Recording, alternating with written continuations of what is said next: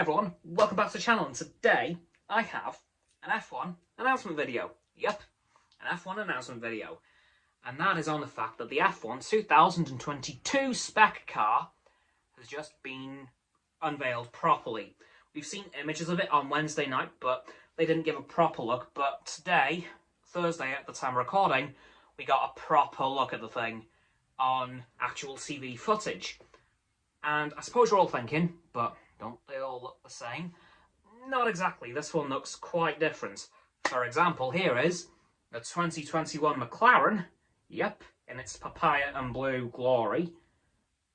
And this is the 2022 F1 car. No liveries on it yet. Well, not a team livery because they haven't probably even been designed. Now, there's a few differences between the cars that you might not have noticed just by looking at them. Well, if you had a good look, you'll have seen the side pods, which are the air intakes on the sides, look quite different and a lot more streamlined on the new car. Whereas the old one, well, this year's, looks a bit more bulky, I guess you could say. Although it looks pretty streamlined, but this new one is a lot more streamlined. The rear wing is looking a lot different too, as you'll have seen. And I mean a lot different. It's a lot smaller as well, in terms of width. The front wing is also quite a bit bigger, but the nose is a lot shorter. It's a lot shorter from back to front of the nose, which is quite good to see. And the car itself is extremely small compared to the current one. I believe it's a quarter of the size, roughly, so that's quite interesting. And it's a lot lower as well. It's not as high up as the current regulation cars. And I've had a look, and I've been able to draw up a pretty decent size comparison. It looks exactly like the V8 era cars in terms of size. It looks as wide and as long as the V8 era cars. And with the biofuels being created and being put into F1 next year, I'm beginning to think that they might make a switch up again in the engines. But instead of going down, I think they're going to go back up. Because in the past 50 years, we've gone from V12s to V10 in the 2000s, well, the early 2000s. 2005 we switched to V8s, and 2014 we switched to V6s. And if they keep going down, they're going to run out of pistons. And as you know, a car can't exactly run on no pistons. So the only way to really go is either down to a V4, which is the smallest one possible, or go back up.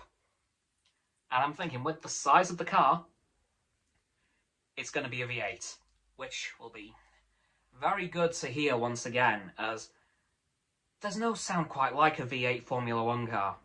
Like, if you've watched Formula 1 in the late 2000s / early 2010s, you know the sound I mean. Or if you've played the F1 2021 game and used the late 2000s / 2010 Red Bull F1 cars, so anything from the 2007 Ferrari and McLaren, well, 2007 Ferrari, 08 McLaren, 2010 McLaren, and the 2010 Red Bull, you'll also know the sound that I mean. And the current F1 cars don't sound as good. They do sound okay, but nothing quite like that sound. So hopefully, I am crossing literally all of my fingers on this one, that Formula 1 are bringing back V8s, because, again, this is the exact right size of car to put one in, and it would just be the sound of my childhood. I would probably cry if I heard it, because I didn't watch Formula 1 much as a kid, but when I did, I loved those engines. So hopefully, fingers crossed, they're going to be adding a V8 in. Now, we haven't actually heard the engine of this car, so we don't actually know what's under the engine cover, but hopefully it is a V8, and if that is the case, I will be extremely happy.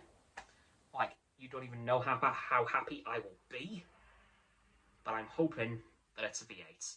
And there's so much else different with the car that I don't even think I could go over it all right now. And in terms of what's under it, I don't know. All I can see is the design of the car, and it looks very different in certain ways. In fact, all the ways I've mentioned, but under the car, like all the innards, I'm not too sure.